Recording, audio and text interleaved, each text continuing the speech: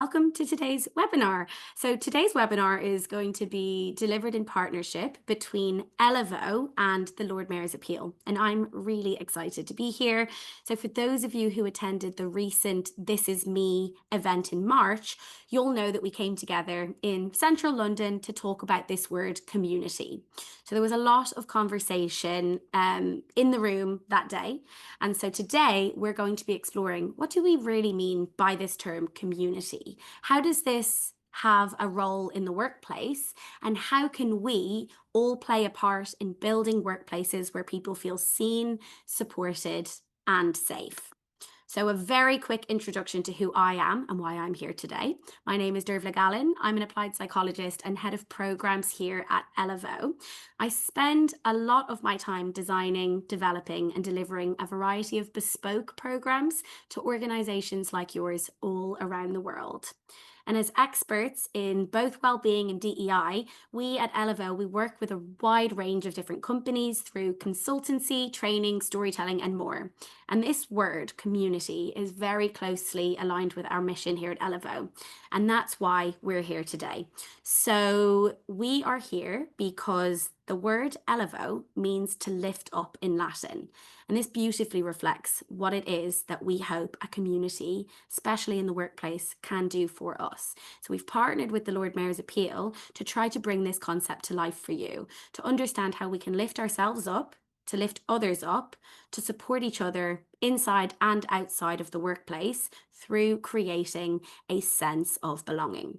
So for those of you who joined a few moments late, we had just gotten started in the chat and I was asking people to pop their check-in in the chat. So this is going to be an interactive session. It'll be a lot of me talking, but I'm hoping to hear your voices reflected as well in the content and in the discussion.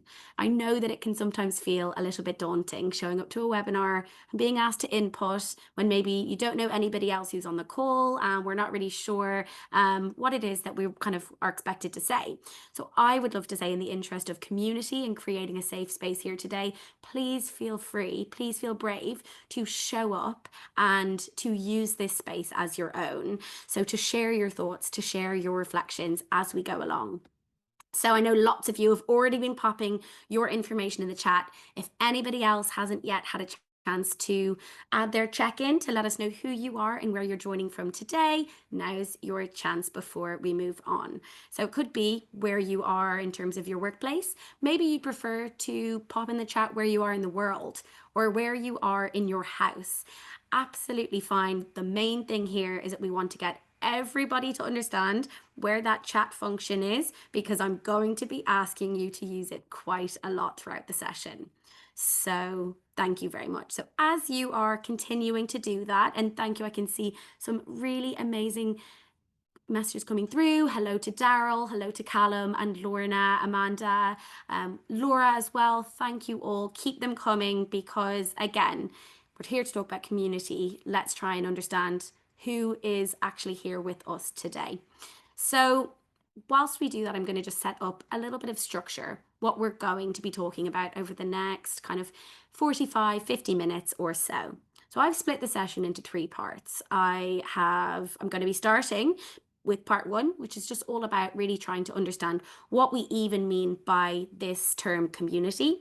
We're then going to move into part 2, which is all about, well, now that we know what community means, do we know how it makes us feel? And do we know how that can feel different depending who we are in the world and what our experiences have been? Then we're going to finalize the session by talking about, okay, now that we know what it is and how it makes us feel, do we know how we can instill a sense of community within the workplace for others? So there will be opportunities, as I said, to interact, to share your thoughts. I would welcome it so much. I would absolutely love to hear your reflections today, but there will also be time at the end for some questions. I can't always promise to have every answer, but I hope here as a community that the discussion that we form today can help us to all feel a little bit more enlightened about this topic. So, part 1. We're kicking off, as I mentioned, by talking about what community actually means. Now, with this, for those of you who don't know, the background to today's session is all down to this year's theme for Mental Health Awareness Week. So this year's theme, it is actually community. Surprise, surprise. And this theme was selected because of its relevance to mental health. So community, it gives us a sense of belonging, support, shared strength. And with both loneliness and disconnection on, increasingly on the rise, our mental health is crucial for us to consider. Community is an important antidote we need to be thinking about. So, I'm going to be asking you throughout the session to reflect on the communities that form a part of who you are. And I'm just going to kick off with a bit of a reflection that kind of came to me through an experience that I had last weekend, where I suddenly looked up, looked around, and noticed that I was in the midst of something really special. Community was everywhere, it was all around me. Those of you who live in or near central London, you may actually be able to share in some of what I'm about to talk about in the experience that I had last weekend. But actually, I just thought it's really important for me to mention this because with all of the thinking I've been doing over the last few weeks about community, it was a really special moment for me to look up and to see this in action, but to also feel it within as well. So last weekend, my partner was running the London Marathon in honor of Macmillan Cancer Support. I don't know if we've got any runners here in the group. I am absolutely not a runner. I'm a supporter. I made a sign, pretty wonky, stood on the sidelines with a group of people, and I was there to support. Now, what I hadn't really considered in advance was everything that was going to be happening around the people who were showing up to run the marathon. So all of the training that went into it, that was the focus for us. I was just hoping that my partner was going to be happy with his performance, was going to make it to that finish line. However, it was everything else that really stuck with me about the day. I saw so many random kind of strangers screaming the names of some of these runners who had their names on their t-shirts, strangers they hadn't even met. I lost my voice from doing the very, very same. I saw children, adults stretching out their hands, to give high fives to runners who were struggling, to people who had maybe started to slow down, trying to give them that encouragement to keep going. Of course, there was all the volunteer stations handing out not only water, bananas, Lucozade, and energy, but also the momentum, the smiles, the encouragement. It was just so uplifting to see. So, of course, the crowds, myself included, with all of our dodgy, wonky signs, but also the very fact that you could see runners themselves slowing down during their run to stop and hold each other up felt, just incredible to experience. So it was just one big kind of messy, brilliant show of people turning up for each other. And I woke up the next day thinking, how nice would it feel if life looked a little bit more like that, a little bit more often? If we could show up for one another, if we could cheer each other on, if we could remind people that they're not alone, especially when things get tough. And so that is, I'm hoping, what we're going to create some space here today to talk about. So I want to kick off by again asking you to return to that chat function and to ask you, in the spirit of me, in the spirit of this is me, this session being about fully showing up and trying to get comfortable by sharing our thoughts. I'd love for you to pop into the chat. What does this word community mean to you?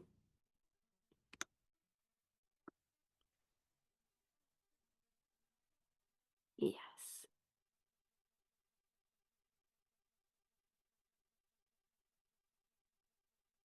Amazing. Okay, I can see this coming through. Common interests, being with others, creating a sense of belonging, togetherness. It means somewhere where I can feel supported and support others. supporting each other. Lots of here about support. I'll be honest, it can feel uncomfortable sometimes. Thank you for sharing that. Yes. I mean, community, it is a very interesting term because it can mean so many different things for different people. And sometimes we can throw this word community around and not necessarily understand exactly what we mean by that.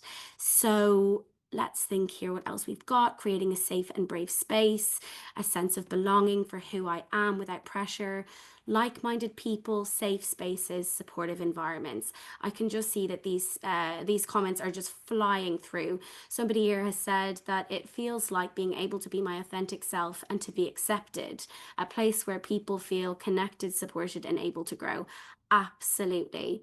So it might be a place where somebody feels seen. It might be a group chat that helps somebody just get through the week, knowing that they've got some tough meetings that week.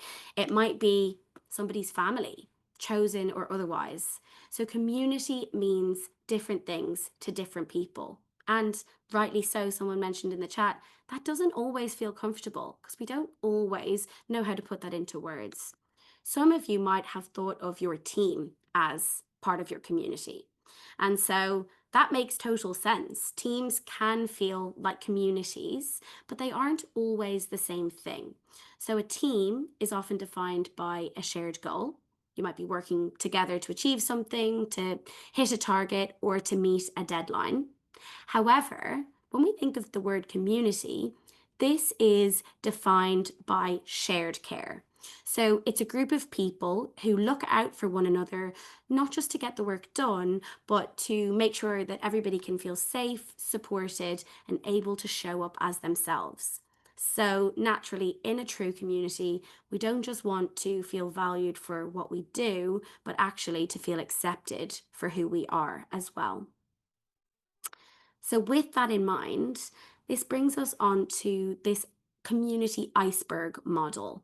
And we've created a community pack, which actually has this model and a few of the other areas that we're going to be talking about. So, you'll be able to access that after the session if this feels like something you'd like to take back to your team or to explore further yourself. The community iceberg. This is a way of thinking about what we see in the workplace, about what people are quietly carrying. So some communities, they're easy to spot, both outside of work and in the workplace as well. They're named, they're organized, sometimes they even have a logo. But others can be more hidden, more invisible, but they matter just as much, so we need to be aware of them. Let's just make a start above this waterline. These are the communities that we can usually see. The ones that are formal, recognized, maybe even resourced. You might see them listed on your intranet, SharePoint, newsletters. You might see them spoken about on LinkedIn. Maybe you've been invited to certain events that are related to that topic, to that community. I'd love for you, again, in the chat. I told you I was going to get you working away in the chat. I'd love for you to share with me some of the visible communities that you see in your workplace. And I'm just going to pause and give you a chance to reflect. So this could be any of the employee resource groups that you might see formally set up. Take a moment to have a think.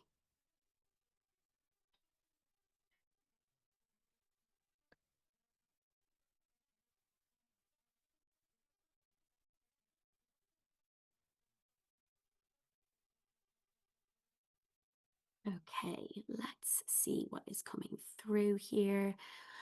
Wow. Okay. This is always the struggle. I ask people to jump in the chat, and then I struggle to keep up with the speed at which they are coming in. So we see cultural networks, wellness groups in here.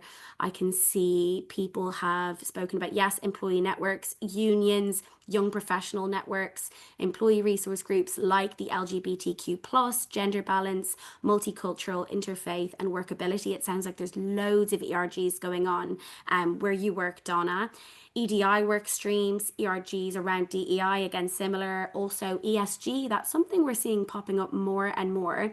Various staff networks, green team. I'm going to make an assumption that that is related to sustainability. But if I've got that wrong, Joanne, let me know in the chat. Please do correct me.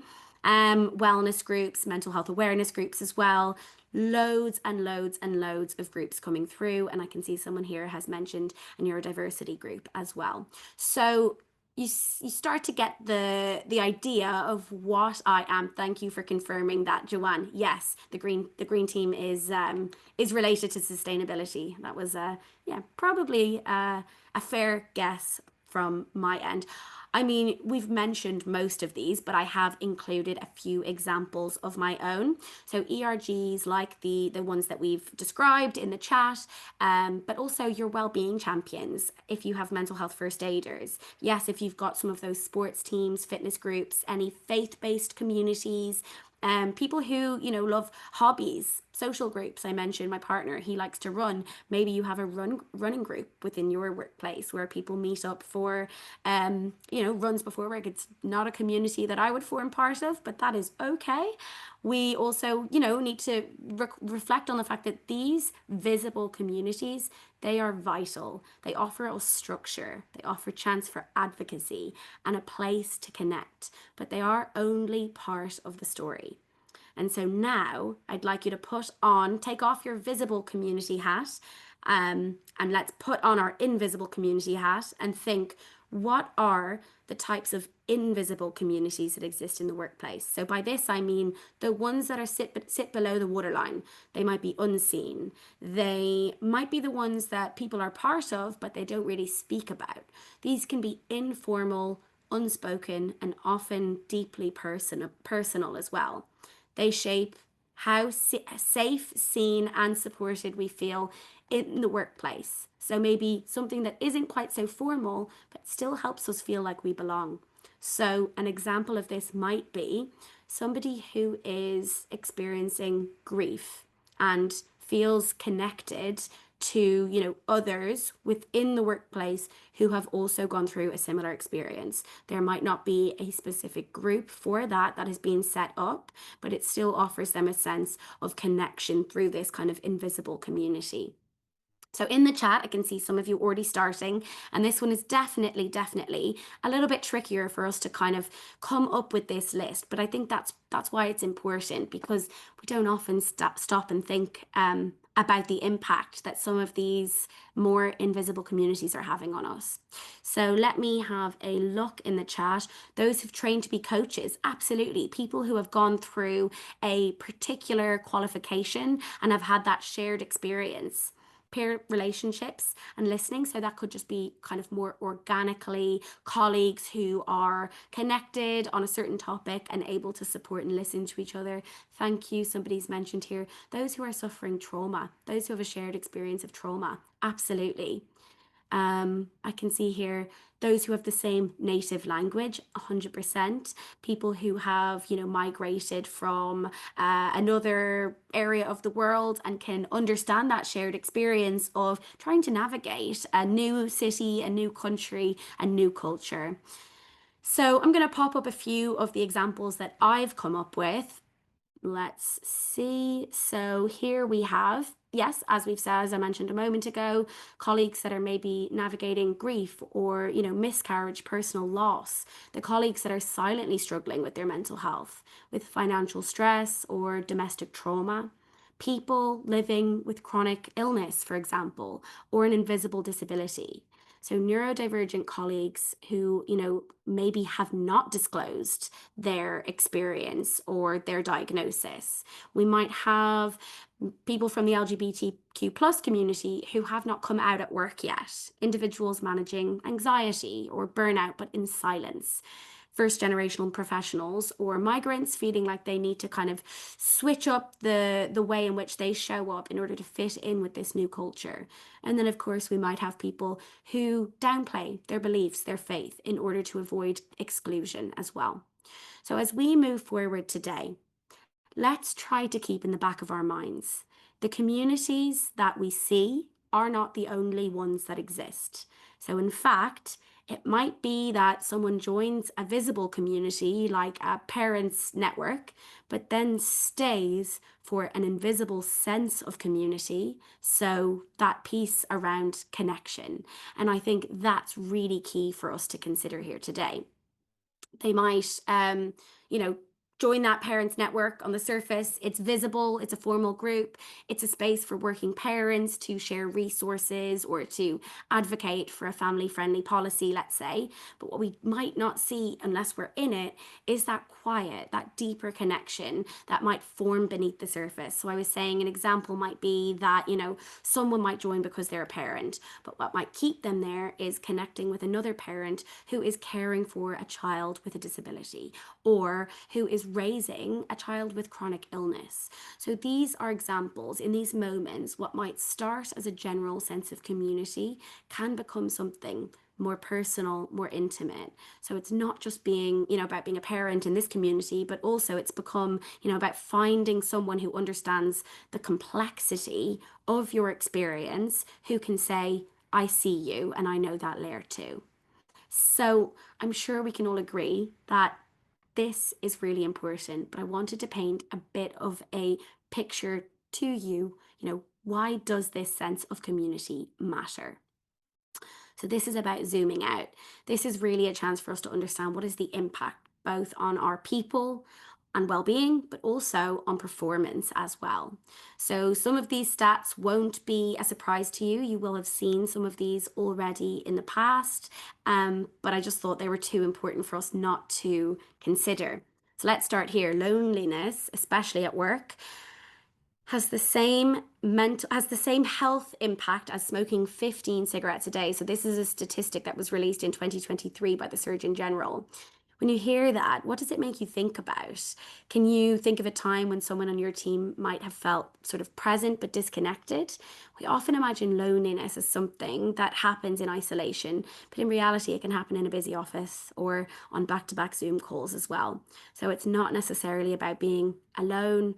It's about not feeling seen.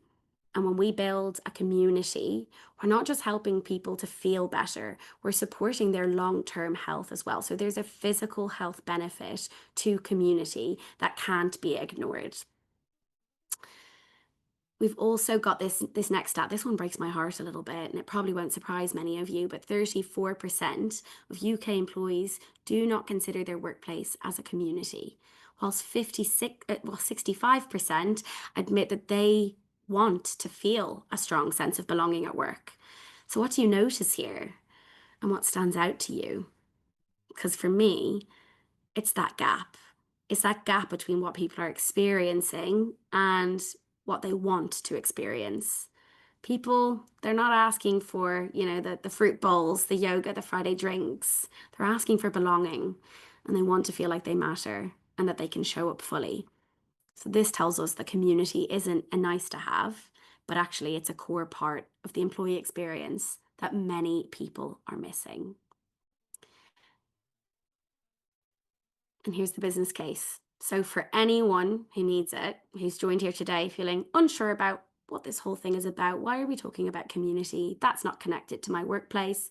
Organizations that actively invest in community see a 60% jump in engagement.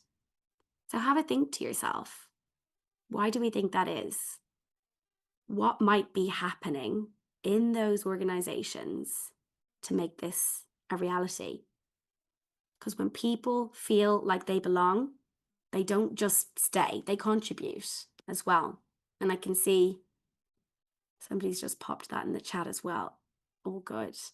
So when people belong, it's not just a nice to have, it's not just good for somebody's health, but it is also a good business decision as well, and it increases performance, engagement, and productivity. So to take this one step on and to just explore in a little bit more detail kind of why this matters, what does community in the workplace offer? So the first thing I'll talk about is visibility. A strong community brings visibility. It shines a light on experiences, identities that might be otherwise hidden. It reassures people. It says you're not invisible here. It lets you see a reflection of yourself in your workplace culture, in your colleagues, in your leadership, and even, on the walls, in the newsletters. So this might just simply look like a newsletter spotlight. Visibility for something that resonates with you. It might be a colleague wearing a lanyard, a mental health first aid lanyard, or a badge that explores something that's personal to them. So just knowing that there's a safe and trusted space is so important when it comes to visibility. Many organizations use, as we've been discussing in the chat, employee resource groups to do this beautifully, to put a spotlight on underrepresented communities and to say, you're not alone here. But visibility, it can be smaller too. It can be really subtle, a respectful question in a meeting, or, as I said, somebody who is wearing a pronoun badge, for example. Communities also offer a sense of identity. So, thriving communities allow people to show up as themselves without shrinking or trying to, hide a part of themselves to fit in. Creates a space where you are valued not just for what you do, but also for who you are. And it could be as simple as a carer who is feeling understood, somebody managing a chronic illness feeling less alone, a migrant employee who has been finding peers that understand the challenges of working in a new culture. So I'd like you to think again as we continue to move through this content, what is part of your identity that shapes how you experience work, but perhaps that others might not easily see? Some of those things that sit below the waterline. And the final piece here, and ultimately the deepest thing that a community can enable, is belonging. Belonging isn't about fitting in, it's not about needing to blend in. It's that inner sense. I can be fully myself here and I am valued. True belonging doesn't erase difference, it embraces it. And so it's feeling safe because of your uniqueness instead of being in spite of it.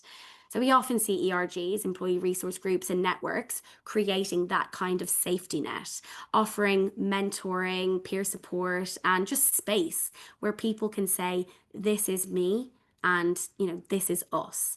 And so that forms a huge part of why we are all here today, to connect to that this is me moment that the Lord Mayor's Appeal shouts about so loudly. So belonging doesn't always require that visible formal group. It can happen in those everyday moments when somebody just stops to listen, to try to understand, the things that are going on for you as well. So I'm just going to move into this section on belonging and intersectionality, because if we are all honest with ourselves, whilst it feels really, really good to name the visible and invisible ways to show up, it's important to recognize that, yes, we all carry stories, needs, and identities that, shape how we show up at work, but we don't necessarily all experience community in the same way. So why is that? Why do some people find belonging easily and others are still looking for it, maybe even years into their role? So the next section that we're going to talk about, this is all about essentially the fact that belonging isn't distributed equally. We don't all walk into the workplace with the same level of safety, visibility, or power. And this is where intersectionality becomes so important. So intersectionality helps us to understand how different parts of who we are, our gender, our race, our faith, our sexuality, and our mental health all overlap and interact. It helps us to see that someone might face multiple layered barriers at the same time, and that those barriers don't always look the same. So if we want to create communities where everyone can belong, we can't just think in broad strokes. We need to understand the nuances, and we need to understand what belonging really means and what gets in the way of it. So we've pulled together a little bit of a kind of scenario to introduce the This Is Me context here today. Before I jump into that, Matt, I know you were going to do a quick intro and share a little bit about how this topic connects with This Is Me. Thanks, and apologies everyone. I was having a bit of a Wi-Fi flat at the start of the meeting, but hopefully you can all hear me now. So yeah, This Is Me is one of the many programs delivered by the Mayor's Appeal. We are based in the City of London. We exist to create a better city for all. I'm in a range of programs focused on topics such as social mobility, female empowerment, and celebrating the philanthropic efforts of the city. I can see a few of you are struggling to hear me. Bear with me.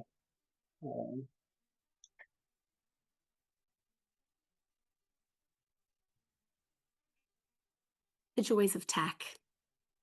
We love it.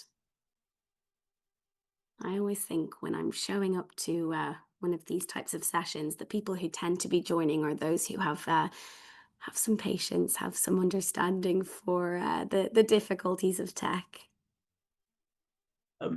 Is that any better for those of you listening? Much better, thanks, Matt. Brilliant. Right. Okay. So, as I was saying, yep, the Law Meds Appeal exists to create a better city for all. We run a series of programs, of which This Is Me is one, and it is our workplace wellbeing program.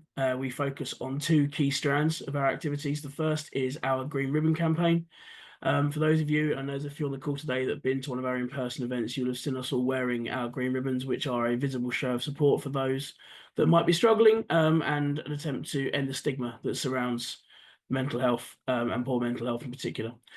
And the other key area of our program, which we're about to explore now, is storytelling. We know that when you're in your workplace or in your social groups and you hear somebody who is willing to stand up and share their own story about struggles they may have faced, experiences they've lived through, it empowers you to do the same, to share your stories, to seek help, and to not only move forward but create stronger bonds between those that you work with, live with, etc. So a big part of our work is encouraging people, particularly senior leaders, to tell their story, to empower their workplaces to be more open, honest, and supportive.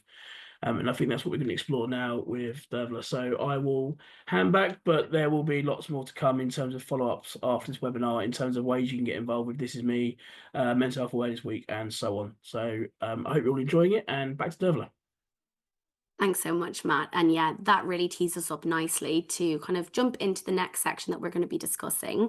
So, as I mentioned, we're going to try and bring to life the story of Mo. So, this story reflects the complexity and the quiet courage of showing up at work as fully as we can. So, meet Mo. He is a senior leader, a single parent, British Pakistani, and a practicing Muslim. He's recently also come to understand that he is neurodivergent. Mo holds many identities and forms many communities, some visible and others less so. He's just joined a new company and he's excited. He's hopeful. He feels like it is a fresh start. Like anyone starting something new, he's wondering, will I be seen here? Will I be valued? Not just for what I do, but also for who I am. Mo is proud of who he is, but like many of us, he's learned to scan for safety first, because maybe in past workplaces, not all of these identities have felt equally welcome.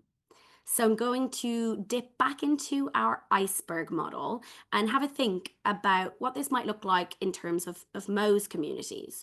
So the parts of him that sit above the surface, people might notice these things kind of just off the cuff. They might know that he's a senior leader. They might clock that he's British Pakistani. He's mentioned that he's a single parent or that he supports a particular football team. So these are parts of his identity that might come up in casual conversation or might be evident based on the photo that shows up on the screensaver on his phone. So he might be part of a visible employee resource group related to one of these different areas. Let's say that might be an ethnicity-based network, or he might attend a parents at work forum. So there are communities that are more easily seen for Mo than others, but that doesn't tell us the full picture. So let's say that for Mo, below the surface, maybe he's carrying a lot more than what we can see. He's recently discovered, as I mentioned earlier, that he's neurodivergent. So this is a piece of his identity that's brought him clarity, but also a fear about being misunderstood. He's grieving a personal loss that no one at work knows about. He's managing his mental health quietly. He's showing up every day while masking the weight of some of these areas that he's been carrying. So as Mo settles into his new role, he's looking around and he's trying to decide which elements of himself he feels safe to share. And this brings us to a question for all of us, because Mo's experience here, it's not unique. And that question is, and I'm going to launch a poll to get your responses. Let's see where my bar is at the top. Yes, I'm going to launch this poll and I would like for you to answer this question, please. So launching now, you should see that popping up. Have you ever had to hide yourself, hide a part of yourself to fit in at work?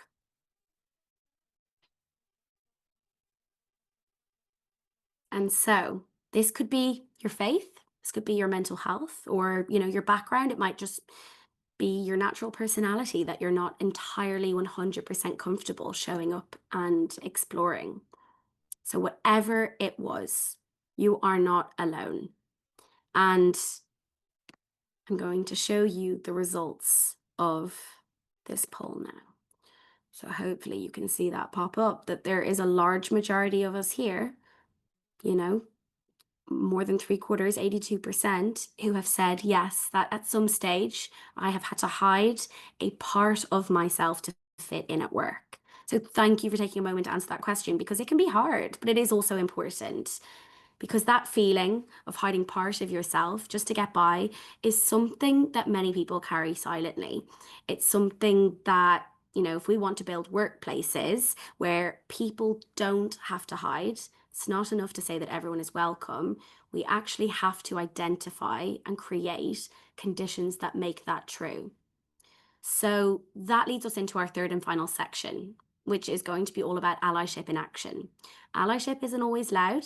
It's often small, consistent acts of care, ones that help someone feel safe enough to show up and stay in the community. So at the heart of this is the belief that community is a verb. So it isn't just who we are, but it's also what we do. Community is built by the everyday choices we make. It's the questions we ask, it's the voices we amplify, and it's the assumptions that we challenge.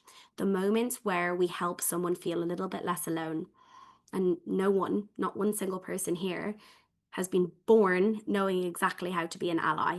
It's something that we learn, practice, and grow into. And hopefully, this allyship continuum model will help us to start to reflect on where we might be sitting on this journey. So, when we talk about allyship in action, this model really helps. It helps us to understand where we might sit today and where we might want to grow next. So, let's start with the first piece here. This is where we're looking at the kind of apathetic stage. So at this stage, someone may have no awareness of inclusion issues at all. They're not necessarily malicious, they just haven't engaged with the topic. It's not on their radar at all. So in some environments, this can even be rewarded, being neutral or just being focused on the work. But let's not forget that neutrality often ends up reinforcing the status quo. So moving into this next stage of the continuum, what does this aware stage hold? So this is likely someone who has got a basic understanding. They know some of the language or have done some reading, but they're still fairly passive. They notice things, but they don't act on them. So think of someone in your workplace who maybe supports the idea of diversity in theory, but stays silent if a biased comment is made in a meeting. Moving into this next stage, then, where we're looking at the active kind of stage. So here we start to see more confidence building. People are conscious, but also intentional. They offer support when prompted or when something is clearly needed. An active ally might speak up if they see someone being overlooked or ask questions to make sure that someone else's needs are considered. So this is where many people sit once they've started their journey. It's a really powerful place to build from. Finally, the last stage of this is the advocacy stage. So advocates, they go a step further. They don't just respond, but they proactively champion inclusion. Advocates use their voice, their privilege, and their platform, not for credit, but to create real change. So please note that it's not a checklist. It's not a grading system. It's not to make anybody feel like they aren't doing enough, but it's a growth journey, and it's a great chance for us to reflect on where we are today and how that might be different from where we are tomorrow. So you might be an advocate in one area and still just completely starting out in another. So again, I'd like you to just take a moment to pause and to ask yourself, where do I sit currently on this continuum? And more importantly, what's one step that I could take to move forward? This is going to be a really key thing I'd love for people to take away, is just one action And I'm actually going to be asking you at the end of the session to share that action if you feel comfortable to do so. So keep that in the back of your mind as we move through the next little bit of the session. So let's come back to our friend Mo that we were speaking about. So this is all about allyship in action. What does that look like? So remember we mentioned Mo is neurodivergent, and this is something he's only recently come to understand about himself. It's given him, a lot of clarity, but it's also come with shame, it's come with doubt, and it's come with second guessing. He's used to masking. He's been pretending he's okay in overstimulating environments for a really long time now. He's used to overcompensating in meetings and to hiding when he has hit overwhelm. So he's in his new workplace and he's been wondering, if I share this part of myself, will I be taken seriously? Will people see me differently? Will they treat me like I'm fragile or less capable? And I'm sure that many of us here today can resonate with the thoughts that Mo is having. So let's imagine that one afternoon, during a team knowledge sharing session, another colleague speaks up. They start to talk about their own journey. They talk about how they've recently discovered that they have ADHD and how it's helped them to understand the way that they work best. They mention that they need recovery time after long meetings, and they talk about scheduling focus blocks in their calendar. They share how they used to feel broken until they found the language to describe the way that their brain works, how unique they are. And Mo is stunned. He's never heard someone speak this openly at work before. That moment of vulnerability, that confidence, it has shifted something in him because it wasn't just what they said, but it was the permission that they gave. So Mo didn't jump in right away, but a few days later, yeah, he reached out and he said, I think I might be neurodivergent too. I've never said that at work before. Is that okay to say? And so from that point, things then started to change. And this is a perfect example of active allyship. Not someone pointing a finger or giving a lecture or telling somebody else what they should or shouldn't be doing, but someone showing up honestly and letting that door stay open for someone else. So that colleague moved beyond awareness into action. They made it a real human difference. And so often with allyship, it starts not with what we say to others, but what we're willing to share about ourselves. Because sometimes this is the bravest thing that we can do, and it can create a real ripple effect as well. So, just to kind of reflect on what that ripple effect could look like in someone like Mo's case, what maybe could change for Mo 6 months down the line, having started to have these conversations and to feel brave about, testing the waters, sharing certain elements of ourself as well. So that moment of allyship, it doesn't just help him to feel seen, but it can plant something deeper, because when people feel safe enough to be themselves, they start to show up, not just for themselves, but also for others. It doesn't happen overnight, but slowly we've seen Mo start to reclaim the parts of himself that he had been shrinking. So I've come up with a few examples, but maybe Mo joined the neurodiversity ERG. So not just to learn, but also to connect with others as well. Maybe Mo starts to mentor a younger colleague who'd also been unsure about whether to speak up about their own identity. Maybe he put his hand up to help launch a Muslim staff group, something the company had talked about but had never gotten around to starting. So, little by little, Mo stopped waiting for belonging to be handed to him and instead started to create it for others, which I really hope is something we can take away from today. Community, this is what happens when it feels real. So it gives people not just space to be themselves, but also the courage to turn around and make space for others too. Mo's story isn't extraordinary. It's real and it's very human, and it's happening all around us all the time. The things that make a difference, they're not the policies, it's the people, it's allyship, and it is community in action. So now we see Mo, he no longer walks into work wondering if he belongs. He walks in knowing that he is valued and helps others to feel the same. And I know, as Matt mentioned a moment ago, the Lord Mayor's Appeal This Is Me campaign reminds us that storytelling isn't weakness, it's culture shaping. And when we share our stories safely, honestly, and with care, we help others to find the courage to say, This is me too. And that's what makes community so special. And that's what ties this topic so closely together with the This Is Me campaign. So as we close, and I'm going to pause and make sure that we leave time for questions shortly, but let's please just remember that community, it is a verb. It's something that we build, not something that we wait for. Mo's story isn't just about him, but it's about all of us and the choices that we make every single day that either include or exclude. So, with that, a few moments ago, I asked you to consider what is one small action that you will take to help someone feel like they belong. I'd love for you to have a think about that. It might be tiny, but it could be someone else's turning point. So, please do feel free, if comfortable, to share that in the chat. And as you think about your one small action, we have one final request for you today. And that is, if you've liked the content and the types of models and frameworks that we've worked through and would like to receive a pack, a toolkit that we have created in order to help you to bring these messages back to your team, we'd love for you to scan this QR code, to spend 2 or 3 minutes quickly filling in some feedback. And then off the back of that feedback, we will be sending over this community awareness kit. So just to kind of cement and remind you of some of the conversations we've had today, but also as a very useful tool to take back to your network, to take back to your workplace, and to share amongst your team as well. So thank you for those of you who are sharing your actions. I can see here somebody is going to offer a listening ear.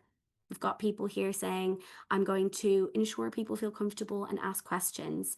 Look out for colleagues who may be struggling and give them space to open up. To be open about your own experience, absolutely. If you feel comfortable to do so, this can encourage others to do the same. Somebody else has mentioned to continue to be brave enough to bring my whole self to work, to talk openly about my neurodiversity and anxiety and hope the ripple effect works. Yes, I can put the link in the chat. Absolutely. I will put the link in the chat for the QR code.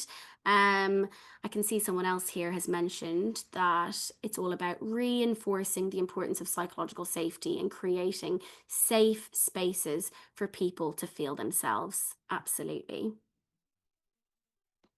So continuing as well to approach the conversations with curiosity and compassion. Thank you for sharing that. All right. Let me get the link. 2 seconds. I should have had that ready. I think while I'm doing that, it would be great maybe to just see if anybody has any questions, if you feel comfortable coming off mute or maybe putting your hand up to ask those questions. And I will just take my slides down for one moment, and then I can get that link in the background. Yes, we are. We've recorded the session today. It's going to be available. So I think Matt, do you want to jump in and share where people can access that while I'm finding this link? Yeah, thanks. So we will produce a bit of a follow-up set of comms following this webinar. Will include where you can complete the survey feedback to access the toolkit, and we will be placing a recording online in due course, and we'll send out the link so you know where that is, and it'll be available for anyone to view. So once it's up online as well, please feel free to share with any colleagues who might find this a useful webinar to watch back. Well, thanks for that, Matt. And yeah, the toolkit will be shared, absolutely. So if you have completed the feedback, our team are going to be chipping away today, making sure that we share the toolkit with anyone who has filled that in. And if you have any questions at all and you'd like to pick up this conversation, I can pop my email in the chat, because this is something that we're going to be doing loads of in the lead up to Mental Health Awareness Week, talking about community. How soon? I love this. There's people who are wanting this toolkit right now, this second. I will make sure that we action that very soon before lunch. Leave it with me. I'll get that over to you. So just need to work through that, pop it into an email, and we'll be sharing that with you. So keep an eye. And if you haven't received that before lunch, Anna and anyone else who's looking for it, have a look in your junk, because we might be thrown in there. It does happen from time to time. So I'm here for another 8 minutes. If anybody has any questions, technical questions on toolkit downloads, yes, but anyone who has a question about the content as well, please do feel free to ask. Amazing. I can see some people are, yep, getting ready, saying thank you very much. Thank you so much. I'm really glad you enjoyed it, Amanda. And again, any questions at all? Fantastic. Alrighty. Any final words from you, Matt? No, just to thank everyone for coming, and like I said, we'll be in touch very shortly with other ways to get involved in This Is Me. We've got a lot planned for mental health awareness week and beyond, so do look out for an email from myself. And thanks for coming.